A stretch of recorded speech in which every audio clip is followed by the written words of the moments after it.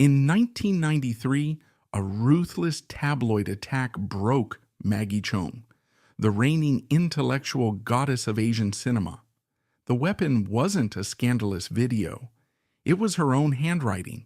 Dozens of her desperate, misspelled love letters were leaked to the press, exposing her deepest insecurities to millions. It was a precise, calculated psychological execution. Tabloid editors used thick red ink to mock her broken English, pairing the intimate text with unguarded photographs of a terrified woman pleading for affection from an unremarkable ex-lover named Hank. The sheer violence of this character assassination is measured by the height from which she fell, just 18 months prior, holding the historic Silver Bear for Best Actress at the Berlin Film Festival. She projected an impenetrable aura. She had meticulously buried her humble beginnings as a teenage bookstore cashier under a decade of polished cinematic gold. She believed her intellectual armor was entirely impregnable, completely unaware that the blueprint containing all its structural flaws was resting quietly in the hands of an ordinary man. What occurred in the autumn of 1993 was an early, devastating prototype of total character assassination. It was the complete commodification of a human being's internal life, executed in an era entirely devoid of ethical boundaries. The architecture of Maggie Cheung's public persona was a constructed fortress, designed for survival in one of the most predatory entertainment ecosystems on Earth. The crushing weight of the 1993 betrayal was rooted deeply in the raw materials from which this idol was built. The polished, cosmopolitan woman who commanded the European festival circuit was an invention. Beneath the designer gowns and the carefully practiced French phrases lay the unhealed anxieties of a working-class immigrant childhood. Born in Hong Kong in 1964, her family relocated to the United Kingdom when she was 8 years old. They settled in Kent, far removed from the privileges of the British elite. Her formative years were defined by the profound isolation of the immigrant experience. She attended local schools, where she was an outsider navigating a foreign culture without the safety net of generational wealth or high academic pedigree. Her formal education was cut short. As a teenager, she worked as a cashier in a bookstore, ringing up purchases in a quiet provincial town. Her command of the English language was entirely functional, built for everyday survival and retail transactions, completely devoid of the sophisticated vocabulary or grammatical precision expected of the upper classes. This foundational lack of formal elite education would later become the exact weapon used to destroy her dignity. In 1983, an 18-year-old Maggie returned to Hong Kong for a vacation. On a whim, she entered the Miss Hong Kong pageant. This institution was far from a simple beauty contest. It was the primary acquisition pipeline for the city's colossal television and film monopolies. The executives running the television network TVB and the major film studios did not look at the contestants as individuals. They viewed them as raw, malleable commodities. The industry was a voracious machine that demanded a constant influx of fresh, obedient faces to feed an audience hungry for distraction. Maggie, with her charming, slightly imperfect smile and eager-to-please demeanor, won first runner-up. She was immediately absorbed into the studio system. The industry saw a blank canvas. They did not want a thoughtful artist. They wanted a cheerful, visually pleasing prop. The Hong Kong film industry in the 1980s operated with the ruthless efficiency of a Victorian sweatshop. There were no unions protecting actors, no regulated working hours, and absolutely no space for artistic temperament. Actors were indentured laborers bound by ironclad contracts, expected to churn out 10 to 12 feature films a year. Maggie was immediately thrust into the grueling, hyper-masculine world of action cinema and slapstick comedy. She was unceremoniously stamped with the label of Hua Ping, the Mandarin term for a flower vase. Her sole occupational duty was to look beautiful, act clumsy, and scream on cue while male stars like Jackie Chan performed death-defying stunts. In the immensely popular Police Story franchise, she was physically thrown around sets, dragged downstairs, and subjected to hazardous working conditions that frequently resulted in real, unacknowledged injuries. This was exactly what the paying audience of the era demanded. The rapid economic boom of 1980s Hong Kong created a stressed, overworked populace looking for cheap, easily digestible thrills. The predominantly male audience wanted their female stars to be approachable, subservient, and entirely non-threatening. They wanted a cheerful girl next door who existed purely as a foil to masculine heroism. The industry executives, many of whom maintained deep, terrifying ties to the local triad syndicates, strictly enforced this dynamic. A female star in this era had no agency over her career trajectory. If a studio boss demanded a grueling 16-hour night shoot, she complied. If she was told to play the screeching victim for the 5th time that year, she smiled and hit her marks.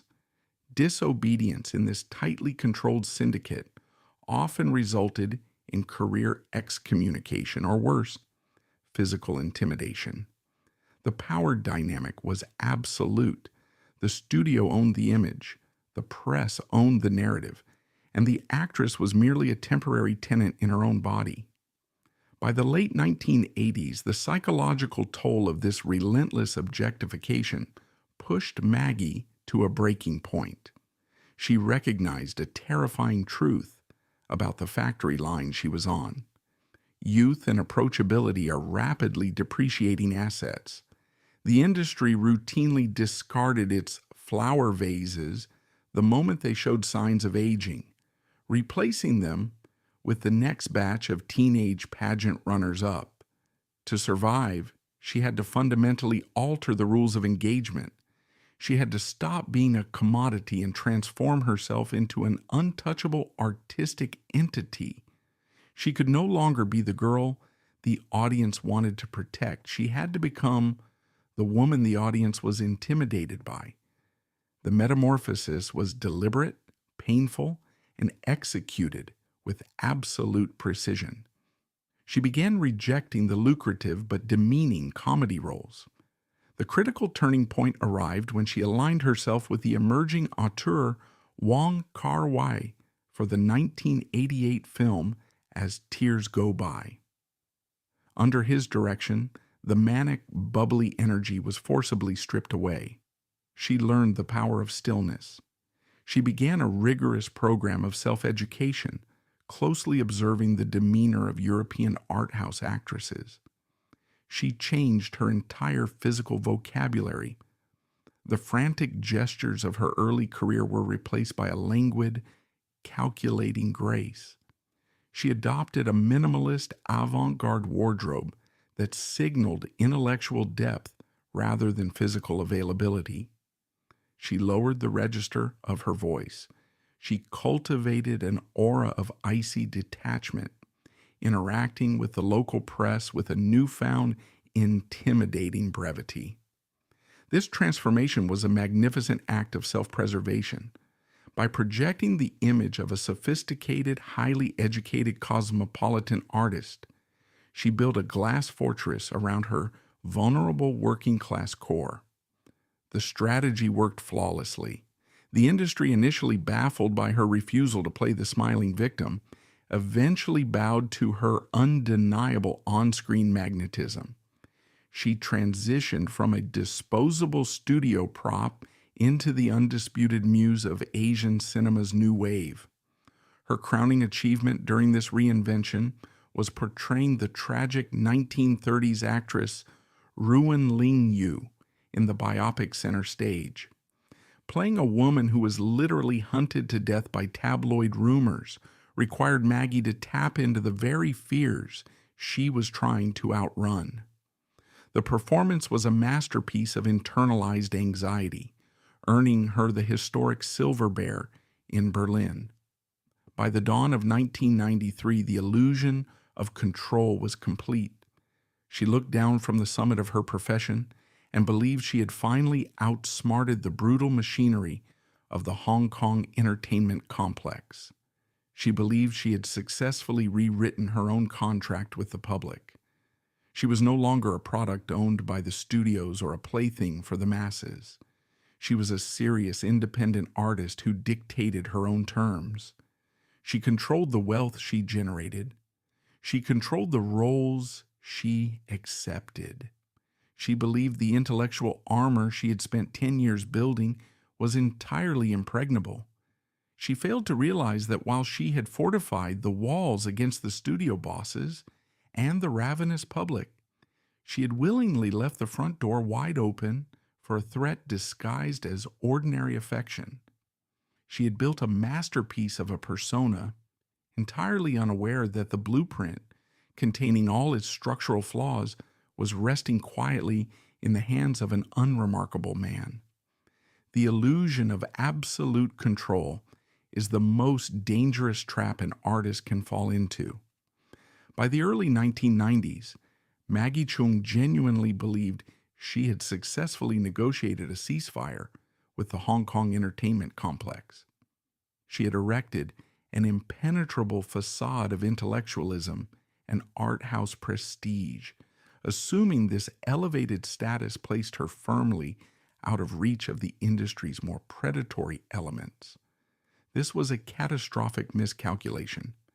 She failed to comprehend that the ecosystem she inhabited did not respect critical acclaim. It only respected leverage. The industry was structurally incapable of allowing any star, especially a female one, to exist outside its economy of consumption. The specific danger creeping toward her emerged directly from the subterranean mechanics of the Hong Kong paparazzi culture during this golden era. This was a pre-internet, fiercely unregulated landscape where print magazines waged a weekly, bloodthirsty war for circulation. The major tabloid conglomerates operated with the tactical precision and ethical void of intelligence agencies. They deployed fleets of freelance photographers armed with early telephoto lenses. They routinely wiretapped the analog landlines of prominent celebrities. They maintained vast networks of paid informants, regularly distributing bribes to hotel concierge, personal chauffeurs, makeup artists, and domestic workers. The private life of a movie star was not considered a personal sanctuary. It was an unexploited natural resource waiting to be mined, packaged, and sold at newsstands every Wednesday morning. Furthermore, the shadow of organized crime loomed heavily over the studio system. Triad syndicates deeply penetrated the film financing and production networks. They viewed the top-tier actors simply as high-yield assets. If a star attempted to establish rigid personal boundaries or refused to cooperate with the relentless promotional demands that fueled the tabloid economy, the pushback was swift and severe. Intimidation tactics were commonplace. The ecosystem demanded total surrender. You could win every European acting award in existence, but the moment you stepped off the plane at Kai Tak Airport, you belonged to the machine. You were either feeding the press a curated narrative, or the press was actively hunting you for a destructive one. There was no neutral ground. It was within this suffocating, hyper-vigilant atmosphere that Maggie walked onto the set of the film Alan and Eric between Hello and Goodbye in 1991. The production was another high-pressure environment demanding long hours and constant public scrutiny. Amidst the chaos of the crew, the demanding directors, and the hovering paparazzi, she encountered the production's art director. His name was Hank. As an American citizen working in the local industry, he was neither a studio executive nor a rival actor navigating the treacherous waters of public perception. With no ties to triad financiers, his lack of industry status was precisely his camouflage, and ultimately his most dangerous asset. For a woman who spent every waking hour maintaining an exhausting, flawless public facade, an ordinary man presented an intoxicating illusion of safety. Hank represented a sudden quiet escape hatch from the relentless pressure cooker of the Cantonese-speaking entertainment elite. He was a Westerner, a subtle psychological link back to her working-class youth in Kent. With him, she did not have to project the aura of the untouchable cinematic goddess. She did not have to speak in careful, curated sound bites. She could simply exist as a tired, anxious 27-year-old woman. The relationship developed quietly, away from the immediate glare of the cameras. In the privacy of this dynamic, the power structure completely inverted. The cool, detached icon the public worshipped systematically dismantled her own armor. The independent woman who commanded millions at the box office became intensely, almost pathologically dependent in her private life. She handed over the keys to her psychological fortress. She sought constant validation. She required endless reassurance. She began to document this vulnerability in the most dangerous medium possible in a pre-digital age, handwritten letters. Far from carefully drafted correspondences, these were raw, bleeding transmissions of her deepest insecurities. Written entirely in English, they exposed the very educational deficits she had spent a decade trying to conceal. They were littered with basic spelling errors and grammatical fractures. They were filled with desperate, cloying language, endless variations of pleading, asking him never to leave, positioning herself as entirely subordinate to his affection. She was handing him physical, tangible proof that the great Maggie Cheung was a fabrication, and that beneath the designer clothes was a terrified girl, terrified of abandonment. She trusted him implicitly with these documents because he was a nobody. She assumed his lack of power in the industry meant he lacked the capacity to destroy her. This assumption ignored the brutal mathematics of the tabloid economy. In the Hong Kong media landscape, power was not solely derived from wealth or studio backing. Power was access. By late 1992, the tectonic plates of their relationship began to shift violently. Maggie's career entered the stratosphere. She was finalizing her work on center stage, the role that would soon catapult her to international reverence in Berlin. She was traveling constantly, her face plastered across every billboard in the city, her name spoken with quiet awe by the industry heavyweights. Hank, meanwhile, remained entirely stagnant. He was a mid-level crew member, increasingly marginalized, universally referred to by the local press and crew members not by his own name, but simply as Mr. Maggie Cheung. The psychological friction of this disparity was immense. Hank was forced to stand in the blinding shadow of a deity. The woman who begged for his attention in private was completely unattainable in public. Resentment is a quiet, corrosive force. It eats away at affection and replaces it with a desperate need for control. He recognized that his proximity to the epicenter of Hong Kong cinema was entirely contingent on her continued favor. As the relationship began to inevitably fracture under the weight of her massive success and his growing bitterness, Hank made a terrifying realization. The love letters sitting in his drawer were no longer mere tokens of a failing romance. In the ruthless currency of the local press, those misspelled desperate pages were unregistered bearer bonds. They were a winning lottery ticket in an ecosystem that paid premium rates for the blood of its idols. By the summer of 1993, the romantic dissolution was final. The break was not clean. Whispers of the split began circulating through the lower tiers of the industry. The paparazzi, possessing an almost supernatural instinct for weakness, began to circle. They sensed a fracture in the armor of the Berlin champion. Photographers started aggressively tailing her vehicle. The tabloid editors began preparing their front pages, waiting for the inevitable leak. Maggie believed she was simply navigating the painful private end of a normal relationship.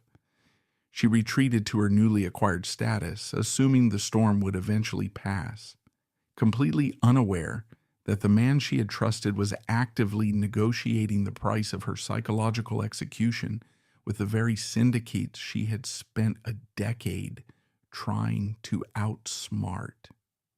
The trap she had inadvertently built for herself was finally springing shut, and that is the moment they realize this contract of glory is written in blood. In 1993, Hong Kong was a pressure cooker of pre-handover anxiety, and the local tabloid press functioned as a brutal release valve. It was a predatory syndicate built on the systematic consumption of celebrity trauma. Every successful figure in the Hong Kong entertainment complex had to choose a weapon for self-defense against this machine. Maggie Cheung had chosen the shield of impenetrable icy intellectualism. It was a sophisticated defense mechanism, but it possessed one fatal, catastrophic flaw. It required absolute isolation to maintain. That isolation shattered the moment she allowed an ordinary American art director into her inner sanctum. Unlike the property tycoons or triad-linked studio bosses who usually orbited her, Hank's only real leverage was his quiet, undetected proximity to her private life. As the romantic relationship rapidly deteriorated throughout the early months of 1993, the severe power imbalance between the two became impossible to ignore. Maggie was a transnational cinematic titan, residing in exclusive properties in the mid-levels, commanding massive salaries, and engaging in high-level negotiations with European festival directors. Hank was a localized mid-tier crew member navigating the chaotic, grimy reality of Cantonese film sets, increasingly defined not by his own professional merits, but solely by his status as her temporary appendage. The psychological emasculation of this dynamic bred a quiet, venomous resentment within him. When the relationship finally fractured, he found himself abruptly expelled from the gilded, insulated world of the Hong Kong A-list. He was facing a return to obscurity, stripped of the reflected glory that had defined his existence for the past 2 years. In the suffocating humidity of his apartment, Hank looked at the physical remnants of their time together. He possessed dozens of handwritten letters, composed on various types of hotel stationery and personal paper, documenting the most pathetic, unguarded aspects of his former partner. These were not the elegant French phrases she delivered at European press conferences. These were frantic, bleeding transmissions revealing a desperate, almost adolescent pleading for affection. Alongside these documents were stacks of casual photographs. They depicted a woman entirely stripped of her cinematic lighting and designer wardrobe, a woman in oversized, unflattering sleepwear, devoid of makeup, making ridiculous facial expressions, looking fundamentally ordinary and intensely vulnerable. Hank realized with the cold, calculating clarity of a deeply bitter man that he was not holding on to sentimental keepsakes. He was holding the exact blueprint required to dismantle the most carefully constructed public persona in Asia. He possessed the detonator to her career. The transaction that followed was executed with the chilling efficiency of an illicit arms deal. Hank reached out through back channels to the editorial board of one of Hong Kong's most notoriously aggressive tabloid conglomerates. The initial phone calls were cautious, a delicate dance of verifying the merchandise without fully exposing the asset. A physical meeting was arranged. It did not take place in a boardroom, but in a discreet, smoke-filled private room of a Kowloon restaurant, a neutral ground where the currency was cash and the commodity was human dignity. Hank brought a sample of the letters and a few selected photographs. The editors, veterans of a ruthless industry who had ruined countless careers for a fraction of a circulation bump, instantly recognized the magnitude of what lay on the table before them. They saw past the romantic desperation. They saw the spelling errors. They saw the grammatical incompetence. They understood that this was not merely a story about a failed romance, it was a story about class mobility, intellectual fraudulence, and the unmasking of a false idol. It was the absolute holy grail of tabloid journalism. The negotiation was brief and entirely devoid of morality. Hank demanded a staggering sum, an amount of cash that would secure his financial independence and serve as a final, spiteful severance package from the woman who had overshadowed him. The magazine syndicate, fully aware that this exclusive package would result in historic, record-breaking sales figures across the territory, readily agreed to his price. A thick envelope of cash was exchanged for the physical manifestation of Maggie Cheung's soul. Hank handed over the letters, the photographs, and the absolute destruction of his former lover, then simply walked away, disappearing back into the obscurity from which he had come. Inside the magazine's editorial offices, a war room was immediately assembled. The layout artists and editors did not simply plan to publish the letters. They meticulously designed an execution. They brought in magnifying glasses to analyze the handwriting, treating the desperate scrawls of a heartbroken woman like forensic evidence at a murder scene. They made the calculated, vicious decision to print the letters completely unedited, deliberately preserving every single linguistic failure. Furthermore, they ordered the layout team to use thick, aggressive red ink to circle the misspelled words, drawing the reader's eye directly to her lack of formal education. They paired these humiliating texts with the most unflattering, chaotic photographs from Hank's collection, placing them directly adjacent to glossy, high-fashion images of Maggie accepting her silver bear in Berlin. The visual contrast was a weaponized masterstroke, designed to maximize the cognitive dissonance and invite the entire population of Hong Kong to participate in the mockery, while the printing presses began to physically churn out the instruments of her destruction. Maggie remained entirely oblivious, trapped within the grueling machinery of the studio system. She was on a chaotic, poorly ventilated film set, deep into a punishing 16-hour continuous shoot. The environment was suffocating, thick with cigarette smoke, and the aggressive barking of a director known for his close affiliations with local triad financiers. She was fighting a daily exhausting battle to maintain her artistic boundaries. Just hours before the magazines were scheduled to hit the streets, she engaged in a tense, quiet act of rebellion on set, firmly refusing a last-minute script alteration that would have compromised the integrity of her character. She stood her ground against the intimidating producers projecting that familiar icy strength, believing she was successfully protecting her hard-won agency. She thought the greatest threat to her career was the relentless, grinding pressure of the studios. She had no idea that her true executioner was a printing press in an industrial estate rapidly stamping her deepest, most shameful insecurities onto thousands of pages of cheap newspaper stock. The impending publication of Hank's letters was not merely a leak, it was an industrial-scale betrayal. As the delivery trucks idled outside the printing facilities in the early hours of the morning, preparing to distribute the magazines to every newsstand, convenience store, and street corner in the city, the trap finally closed.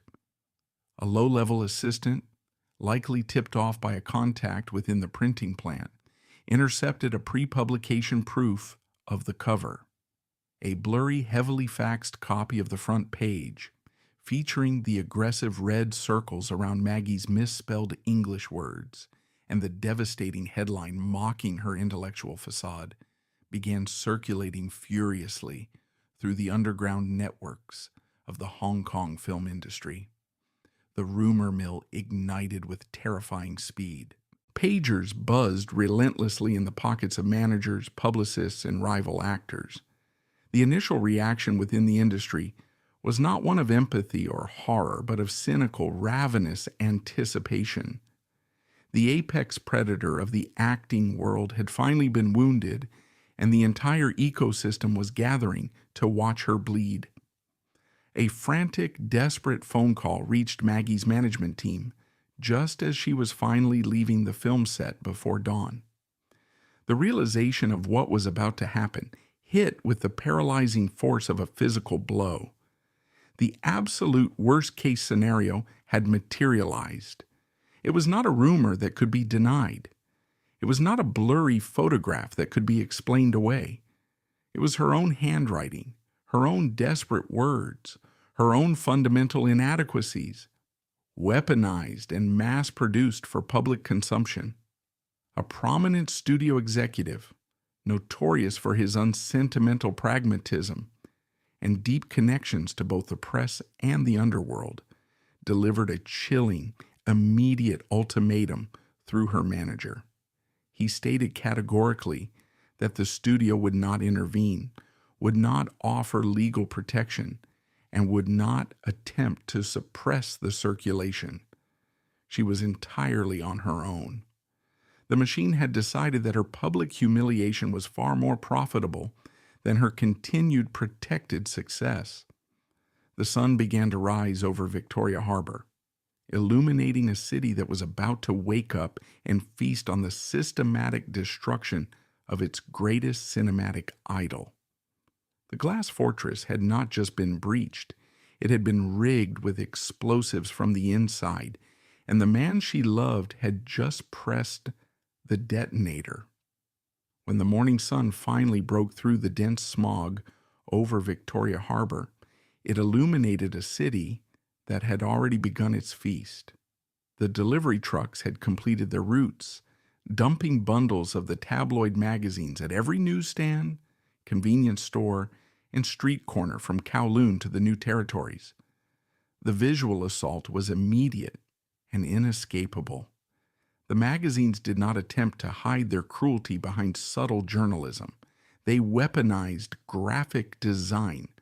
The front covers featured the most unflattering, poorly lit photographs of Maggie Cheung that Hank had provided, juxtaposed directly against the glittering, triumphant images of her holding the silver bear in Berlin just months prior.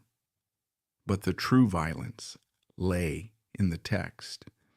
The editors weaponized graphic design, reproducing her private, frantic letters in their entirety. Every insecurity was magnified under aggressive red ink, transforming morning newsstands into public pillories. In the crowded carriages of the mass transit railway and the tea houses of Mongkok, the public devoured her dignity. Commuters and patrons alike pointed at the red-circled errors with the vindictive satisfaction of seeing an untouchable icon brought low. The public reaction was completely devoid of empathy. The masses did not view this as a tragic violation of a young woman's privacy.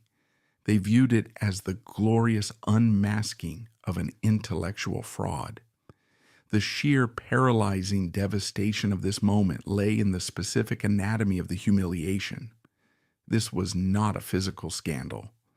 If the tabloids had published photographs of a clandestine affair or evidence of financial corruption, the damage would have been quantifiable and ultimately manageable.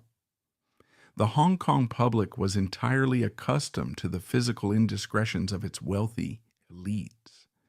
But what Hank and the media syndicate executed was a profound systematic psychological violation. They bypassed the physical body entirely and forcibly extracted the contents of her internal monologue. They took the raw, unedited architecture of her deepest insecurities, her profound fear of abandonment, her anxious attachment, and crucially, her deeply internalized shame regarding her lack of formal education, and broadcast it to millions of strangers without her consent. They stripped away the formidable, sophisticated persona she had spent 10 grueling years building and exposed the terrified working-class girl from Kent who still didn't know how to spell complex words. When a person is physically assaulted, the trauma is inflicted upon the vessel. When a person's private, desperate pleas for love are mocked by an entire metropolis, the trauma obliterates the identity itself. The psychological infrastructure of Maggie Cheung was effectively detonated in front of a live audience.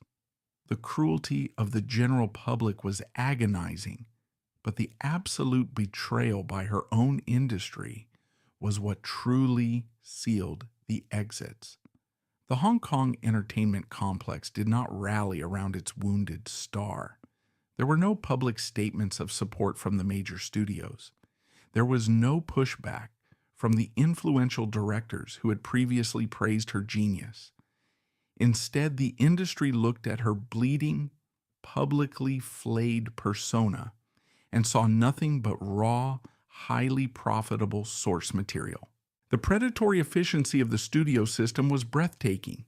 Within mere months of the letters hitting the newsstands, a major commercial comedy film titled Boys Are Easy was rushed into production and released into theaters.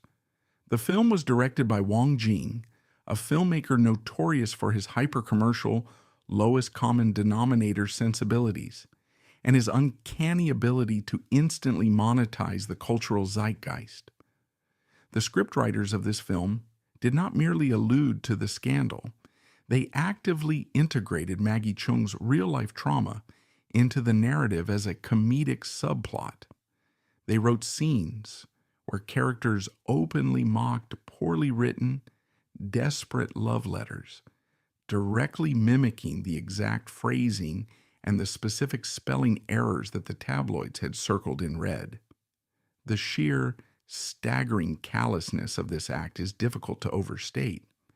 The actors delivering these mocking lines on screen were Maggie's own colleagues. The crew filming the scenes were people she had likely worked alongside for years. The producers financing the picture were the very men who had previously profited from her dramatic performances. They collectively agreed to take the most agonizing, humiliating moment of her entire life and convert it into cheap gags to sell cinema tickets. When the audiences sat in the darkened theaters of Causeway Bay and roared with laughter at the parodied letters, the betrayal was absolute. The industry had officially codified her humiliation into its permanent cinematic record. They proved beyond any shadow of a doubt that the system possessed absolutely no moral floor. A star's pain was only valuable if it could be monetized. If you could not be sold as a goddess, you would be sold as a clown. There was no sanctuary to be found among her peers, no safety within the walls of the studios, and certainly no refuge in the eyes of the public. Trapped inside her mid-levels apartment, the claustrophobia became absolute. The physical space outside her front door was heavily occupied by freelance paparazzi, their long lenses trained constantly on her windows, waiting relentlessly for the inevitable photograph of her breaking down. The analog telephone on her wall rang incessantly, calls from aggressive tabloid reporters seeking a tearful confession, calls from panicked brand sponsors threatening to sever lucrative endorsement contracts, and cold demanding calls from studio executives ordering her to return to work and pretend the execution had never happened. She was completely cornered, experiencing a total existential crisis. The carefully curated reality she had controlled just weeks prior had evaporated, leaving her standing on the edge of a terrifying precipice. She was forced to analyze her immediate environment not as an artist, but as a hostage negotiating her own survival. As she stared into the abyss of her ruined reputation, the structural reality of the Hong Kong film industry dictated that she possessed exactly 3 paths forward, and every single one of them was a dead end. The first path was submission. She could accept the horrific role the media had assigned her. She could emerge from her apartment, schedule a highly publicized, tearful television interview, and publicly apologize for her stupidity and her blindness in love. She could allow the studios to actively rebrand her. They would eagerly strip away the prestigious independent art house persona and force her back into the subservient comedic flower vase roles she had fought so desperately to escape a decade earlier. She would survive, but only by entirely surrendering her dignity and agreeing to participate in her own ongoing mockery. She would become a permanent cautionary tale, a broken idol kept around purely for the amusement of the masses.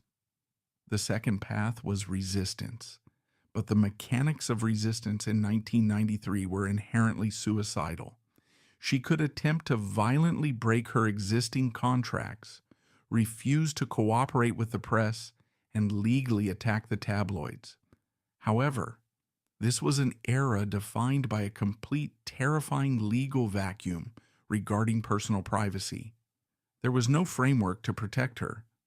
Furthermore, breaching multi-picture studio contracts meant declaring financial warfare against an infrastructure deeply entwined with the triad syndicates. The studio bosses did not resolve contract disputes in courtrooms. They resolved them through intimidation, asset freezing, and the total systemic blacklisting of the offending actor across the entire Asian market. Choosing this path meant choosing absolute financial ruin and inviting the very real threat of physical violence from the shadowy financiers who controlled the camera lenses. The third path was the darkest, and in the suffocating isolation of her apartment, it was the path that loomed largest. It was the path of total psychological collapse. It was the path taken by Ruan Ling Yu. The tragic actress Maggie had just won the Silver Bear for portraying. The path of allowing the cruelty of the public to finally, permanently extinguish the will to live. The sheer volume of the hatred, the relentless mocking of her intellect, and the profound betrayal by the man she had loved were enough to push any human being toward self-destruction. The tabloids were actively waiting for this outcome. A tragic, dramatic end would sell exponentially more magazines than a quiet submission. Every exit door in the glass fortress was firmly padlocked from the outside. She was suffocating in a room rapidly running out of oxygen, surrounded by an industry waiting eagerly to film her final gasp. Yet, in the darkest, most suffocating moment of this crisis, an infinitesimal fracture appeared in the prison wall. There was a whisper of a fourth option, a brutal, uncompromising strategy utilized by the rarest of survivors in this predatory ecosystem. It was an escape route, but the toll required to walk it was staggering. It required her to execute the one action the public and the press believed she was entirely incapable of performing: the total, voluntary erasure of the very thing they were trying to destroy. The physical reality of the media siege outside Maggie Cheung's residence was a masterclass in psychological warfare. Dozens of freelance photographers and aggressive tabloid reporters established a permanent, chaotic encampment at the perimeter of her apartment building in the exclusive mid-levels district. They worked in coordinated shifts, transforming a residential street into a highly militarized surveillance zone. Telephoto lenses were trained permanently on her windows, waiting for a single twitch of the curtains. Directional microphones were aimed at the balconies, desperate to capture the sound of a breakdown. The Hong Kong paparazzi of the early 1990s didn't merely report on a crisis, they actively managed it, dictating the tempo of the victim's suffering. They had successfully detonated the scandal, and now they were waiting to document the fallout. The narrative they were aggressively spinning across the morning editions was uniform. The goddess of cinema had completely shattered. They reported that she was catatonic with shame, that her career was effectively terminated, and that she was hiding in the dark, destroyed by the exposure of her own fundamental mediocrity. The entertainment complex had a highly codified, ruthlessly enforced script for this exact scenario. When a star was caught in a terminal scandal, the industry demanded a very specific, deeply humiliating public ritual. The machinery expected the offending actor to eventually emerge from isolation and convene a massive, heavily orchestrated press conference. The visual requirements of this ritual were absolute. The star was expected to wear somber, unglamorous clothing, physically bowing before the assembled flashbulbs. They were required to weep openly, to publicly flagellate themselves, and to beg the citizens of Hong Kong for forgiveness. The industry demanded this performance because it served a dual, highly profitable purpose. Firstly, a tearful breakdown generated a second massive wave of magazine sales, extending the life cycle of the scandal. Secondly, and far more insidiously, this public submission firmly reestablished the absolute supremacy of the media and the studio bosses. It reminded every other actor in the territory that the press held the power of life and death over their careers. The tabloids wanted to play the role of the merciless executioner on Wednesday and the magnanimous forgiving priest on Friday. They were waiting for Maggie Cheung to walk out her front door, take her designated mark before the microphones, and surrender her dignity to the archive. She never walked out the door. The days bled into weeks, and the highly anticipated press conference never materialized. The silence emanating from her apartment was absolute, impenetrable, and deeply unsettling to the media syndicates. There were no leaked apologies to friendly journalists. There were no defensive press releases drafted by desperate studio managers. She severed all communication with the outside world. The tabloids, deprived of the necessary reaction shots to fuel their narrative, grew increasingly frantic and vicious. Without new material from their target, they resorted to aggressive speculation.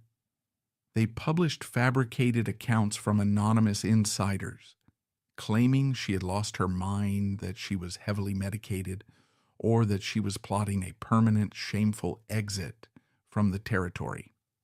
The public consensus, carefully cultivated by the frustrated editors, was that Maggie Cheung was a defeated, broken woman entirely paralyzed by the sheer magnitude of her public humiliation. The surface narrative was a complete fabrication. The reality unfolding inside that silent apartment was not a psychological collapse. It was a profound, calculated ideological shift. The immense shock of the betrayal had certainly caused acute trauma, but as the initial paralysis receded, it was replaced by a cold, searing clarity. The incident with Hank's letters stripped away the last remnants of her illusions regarding the industry. She recognized that the curated intellectual persona she had spent a decade building was entirely useless. It did not protect her, it merely made her an incredibly high-value target. She realized that attempting to negotiate with the tabloid ecosystem was functionally impossible because the ecosystem was entirely parasitic. It did not want a mutually beneficial relationship. It wanted to consume her entirely. The rules of the game were permanently rigged. If she apologized, she would be branded a pathetic, washed-up liability. If she fought back legally or verbally, the press would paint her as an arrogant, unrepentant diva, prolonging the feeding frenzy for months. She was trapped in a labyrinth designed specifically to ensure she could never find the exit. Faced with a system that offered no path to survival, she made the most radical, dangerous decision available to a public figure. She decided to smash her own rice bowl. In the ruthless calculus of the Hong Kong film industry, an actor's only true leverage was their marketability, their ability to generate wealth for the studios and circulation for the press. The media was currently weaponizing her image against her. The only way to disarm them was to actively devalue the currency they were trading. She initiated a total, uncompromising strike. She did not merely stop speaking to the press. She withdrew her labor, her image, and her emotional reactions from the marketplace entirely. She allowed the tabloids to print whatever lies they wished. She allowed the studio executives to threaten her with breach of contract. She allowed the public to laugh at her spelling errors. She detached herself from the outcome. By refusing to defend the Maggie Cheung persona, she effectively abandoned it to the fire. This was a terrifying maneuver requiring a level of psychological endurance that very few individuals possess. It meant willingly accepting the total destruction of a career she had bled for. But it was also a masterstroke of asymmetrical warfare. The tabloid machine was built to feed on reaction. It required the victim to squirm, to cry, or to fight back. When the victim goes entirely limp and simply stops caring, the machine stalls. The editors suddenly found themselves shouting into a void. The cruel headlines mocking her letters began to look increasingly unhinged and desperate when met with absolute silence. The public, initially hungry for the scandal, eventually grew bored when the target refused to participate in her own public execution. The fire, starved of new oxygen, slowly began to burn itself out. The industry perceived this silence as the erratic behavior of a ruined, traumatized woman hiding from her own failure. They were completely wrong. The silence was an act of profound aggression. It was the deliberate, systematic starvation of the enemy. The disappearance of Maggie Cheung from the public eye in late 1993 was not a defeat. It was an evacuation. She recognized that the house was burning down, that the doors were locked, and that the people who built the house were charging admission to watch her burn. Instead of begging for water, she chose to walk straight through the flames, leaving the pristine, heavily marketed idol behind to turn to ash. The collapse of her public image was not a tragedy. It was the precise, necessary mechanism of her escape. She was no longer a commodity to be traded between a mediocre ex-boyfriend and a syndicate of ruthless magazine editors. She had successfully amputated the infected limb to save the host. The idol was dead, but the woman had survived. When the immediate suffocating heat of the 1993 media firestorm finally burned itself out, it did not leave behind a clean slate. It left behind a landscape covered in cold, suffocating ash. The tabloid syndicates, possessing the attention span of starving predators, eventually exhausted the profitability of the love letter scandal. The circulation spikes plateaued, the public grew weary of the repetitive mockery, and the paparazzi shifted their telephoto lenses toward the next emerging starlet who showed a hint of vulnerability. The physical siege outside Maggie Cheung's mid-levels apartment slowly dismantled itself. The delivery trucks stopped idling at dawn. The analog telephone stopped ringing with demands for a public confession. The silence that finally descended upon her life was not the comforting quiet of peace. It was the deafening, ringing silence that follows a massive detonation. She had successfully outlasted the executioners by refusing to participate in her own hanging. She stepped out of her self-imposed exile months later, stepping back into the harsh, humid air of Hong Kong. But the woman who emerged from that apartment was fundamentally and permanently altered. The most profound casualty of the Hank betrayal was not her career nor her public standing, but her fundamental capacity for trust. The psychological architecture of human intimacy requires a baseline assumption of safety. We share our deepest insecurities, our grammatical failures, and our desperate need for affection under the implicit agreement that these vulnerabilities will not be weaponized. Hank had taken that implicit agreement and sold it for a stack of tabloid cash. For a survivor of this specific type of psychological slaughter, the aftermath is characterized by a crippling, permanent hypervigilance. Every subsequent human interaction is viewed through the distorted, paranoid lens of potential betrayal. How does one ever allow a partner to take a photograph in the privacy of a bedroom again? How does one ever commit a feeling to paper, knowing that ink can be endlessly reproduced on a printing press? The answer, for Maggie Cheung, was the construction of a new psychological fortress, one built not of the fragile glass of intellectualism, but of impenetrable lead-lined secrecy. Her romantic life following the 1993 rupture became a master class in extreme compartmentalization. She eventually engaged in subsequent relationships, marrying a prominent French director and later dating a German architect.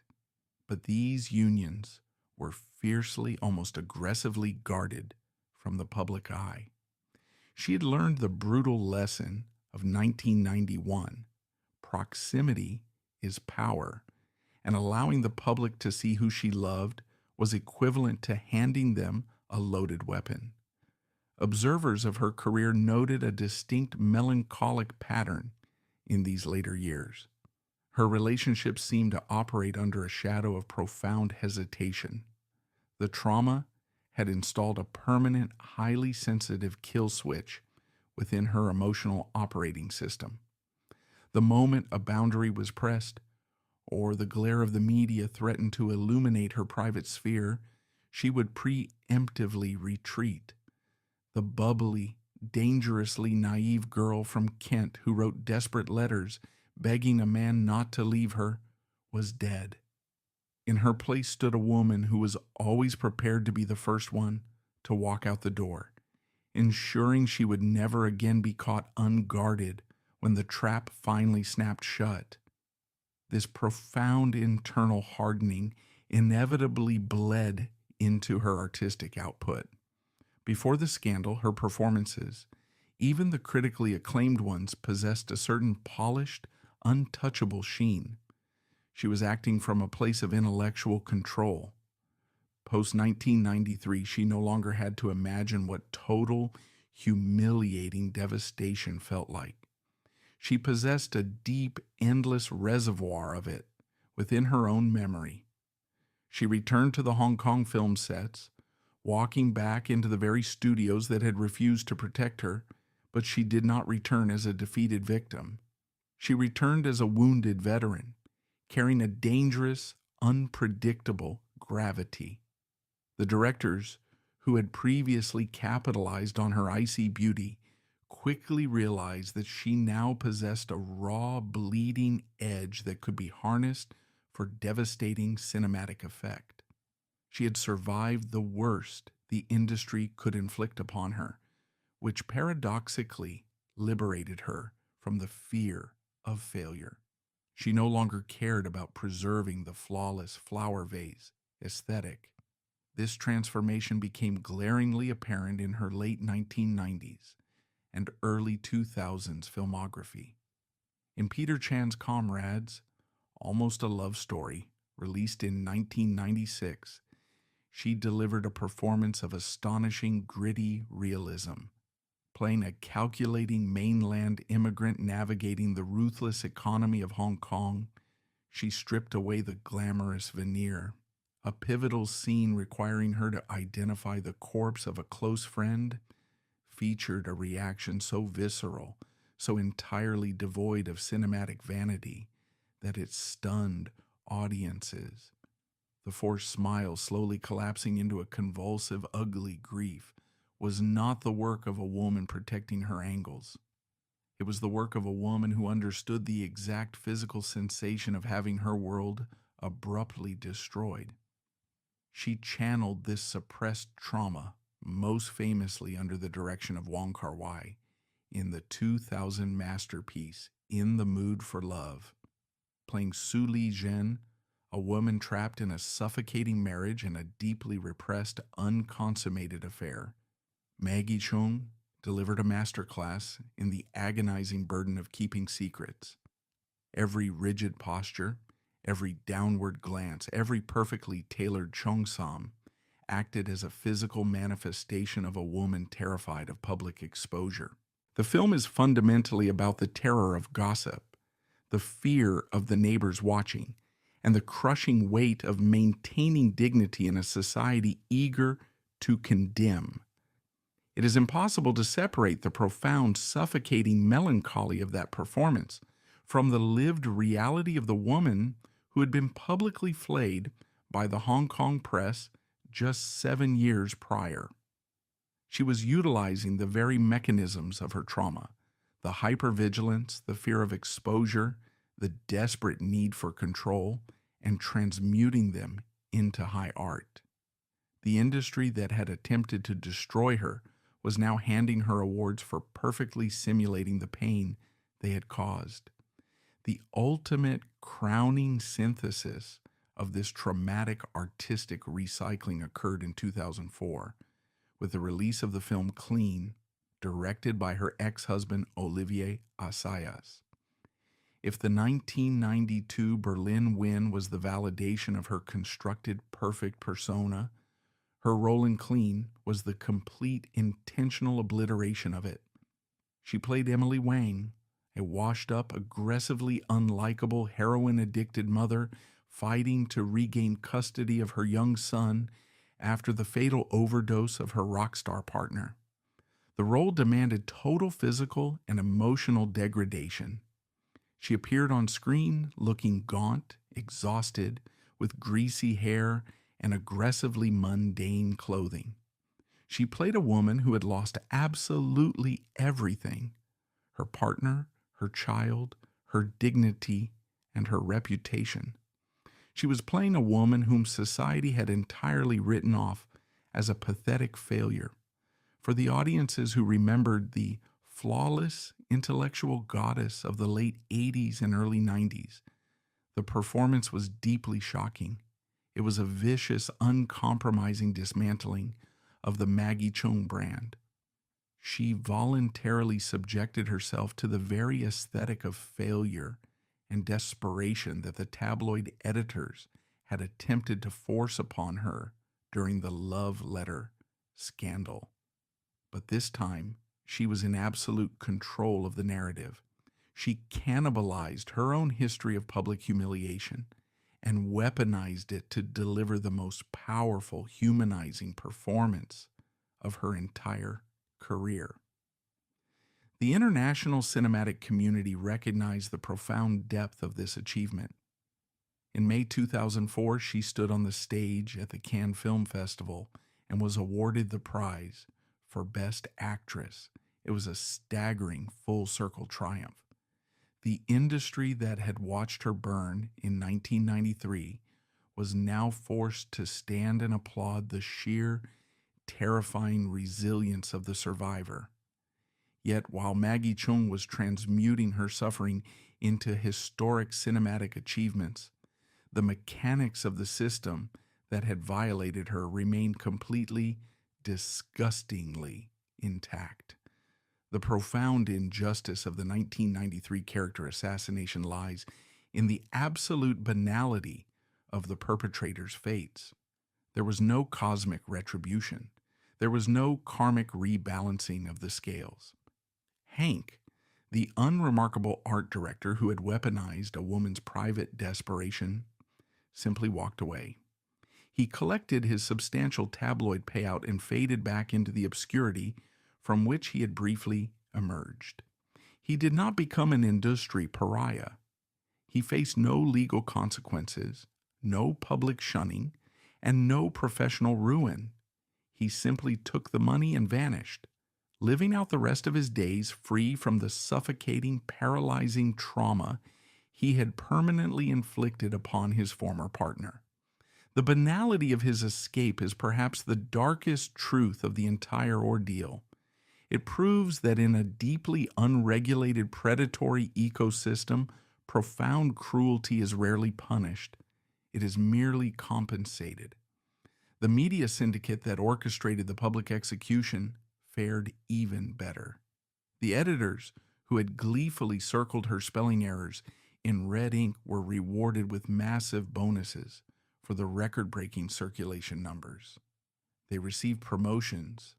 The journalists who had camped outside her apartment building simply packed up their telephoto lenses and moved on to the next vulnerable target. The printing presses in the industrial estates never stopped running. The Hong Kong public, having consumed the spectacle and laughed at the victim, simply turned the page and looked for a new idol to build up and subsequently tear down. The industry learned absolutely nothing from the psychological destruction of its greatest star, except the terrifying confirmation that there was no bottom to the market for human humiliation. The machinery of exploitation was validated, proving that it could break a global icon and face absolutely zero systemic pushback. It is this profound, irreconcilable unfairness that ultimately dictated Maggie Cheung's final move. Following her historic triumph at Cannes in 2004, she found herself at the absolute pinnacle of global respect. She was inundated with lucrative offers from Hollywood, from major Chinese studios, and from elite European auteurs. She could have written her own ticket, commanding massive salaries and dictating her own terms for the next 2 decades. Instead, she executed the most radical, baffling maneuver of her entire life. She simply stopped. The withdrawal was not sudden, nor was it announced with a dramatic press conference. It was a slow, deliberate, and entirely silent fade into the background noise of the world. She began rejecting scripts. She stopped attending industry galas. She allowed her highly lucrative endorsement contracts to quietly expire. By 2013, she had effectively, permanently retired from the profession of acting.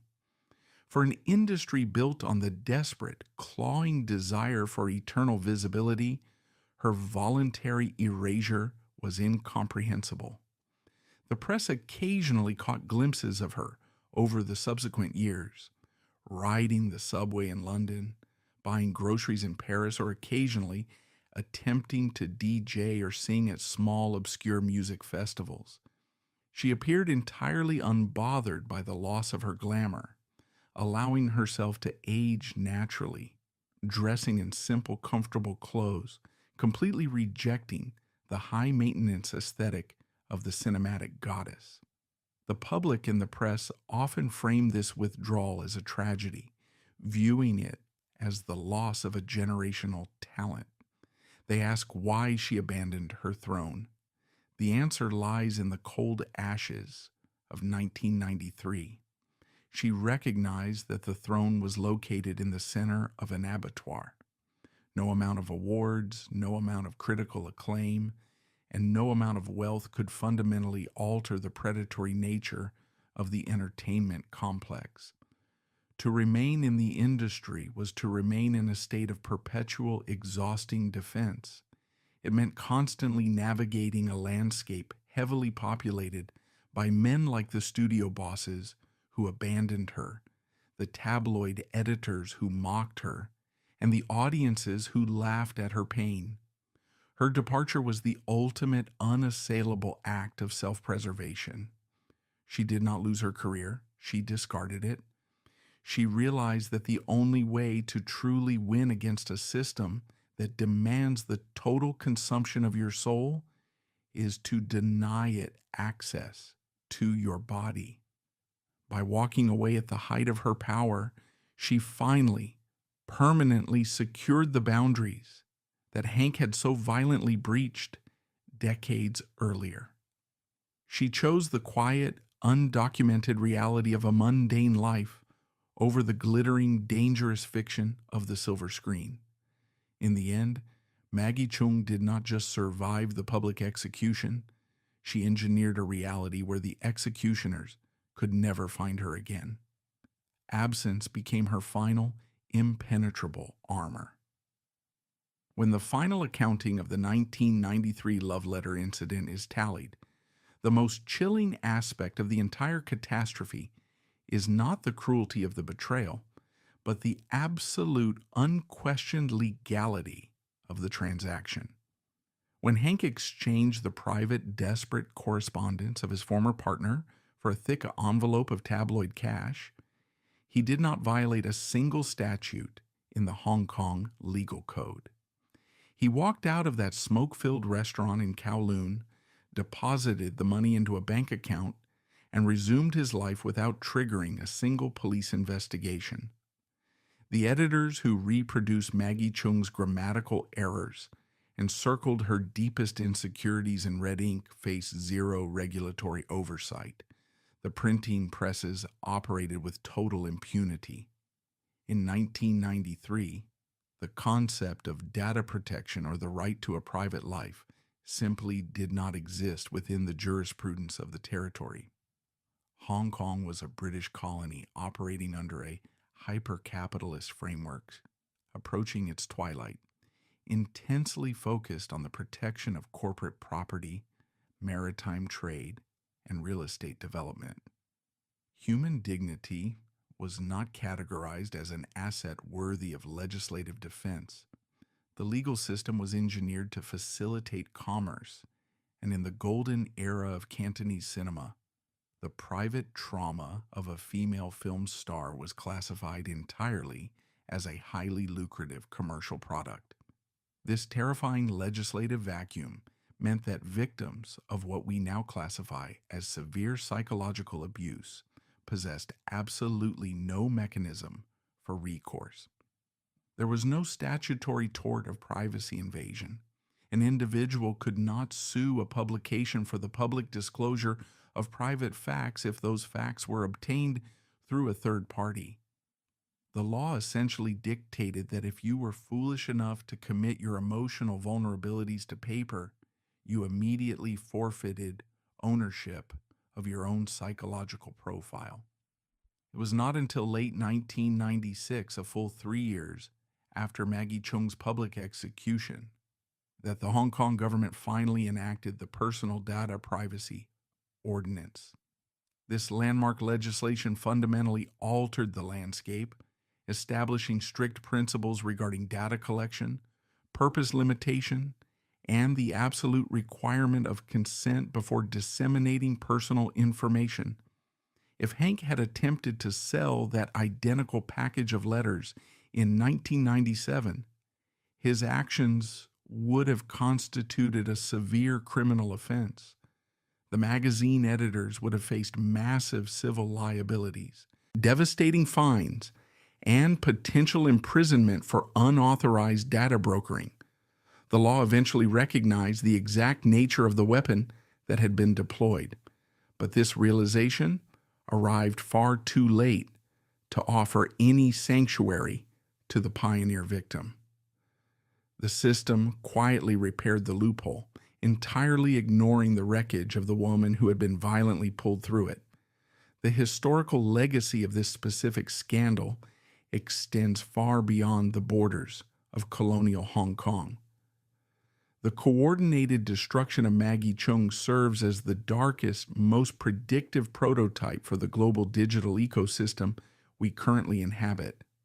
The magazine syndicate of 1993 operated as an analog precursor to modern cyberbullying, doxing, and the proliferation of non-consensual intimate media. They established the terrifying blueprint for how to completely dismantle a human being without ever touching their physical body. Modern society is currently grappling with the epidemic of revenge porn, passing frantic legislation to punish malicious actors who distribute private, explicit imagery. Yet the ordeal of 1993 presents a far more insidious and deeply uncomfortable truth about the nature of public shaming. A physical scandal, while damaging, is often eventually forgiven or contextualized by the public. A leaked intimate tape is frequently categorized as a violation of the flesh, allowing the victim to retain a degree of their intellectual and emotional dignity. But the forced extraction and broadcasting of a person's internal monologue leaves no room for recovery. Hank weaponized the exact mechanism of Maggie Cheung's affection.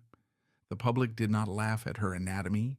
They laughed at her intellect, her working-class roots, and her desperate capacity to love. This remains the brutal testament of that era. The non-consensual exposure of a human soul inflicts a permanent trauma infinitely more paralyzing than the exposure of a physical body. They ripped the protective armor off an artist and demanded she perform her trauma for their amusement.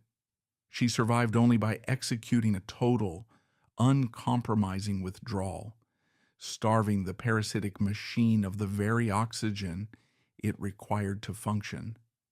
She vanished into the mundane, quiet reality of civilian life, leaving the industry to feed upon the empty husk of her former idol. However, the architecture of the Hong Kong entertainment complex during that gilded, ruthless decade was vast, and the exit doors were heavily guarded. Maggie Cheung possessed the singular, terrifying fortitude required to abandon her empire, willingly smashing her own rice bowl to secure her physical and psychological survival.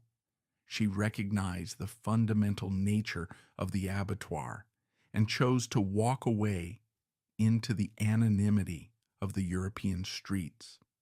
But for every artist who successfully amputated their own career to escape the machinery of exploitation, there were others deeply entangled in a far more dangerous web. The tabloid press represented only the visible, loudly aggressive arm of the industry's control mechanisms. Operating in the absolute shadows, completely insulated from public accountability, were the financial syndicates and triad organizations that dictated the actual flow of capital. If a star managed to outmaneuver the paparazzi, they still had to answer to the men who controlled the studio ledgers and the casting directors.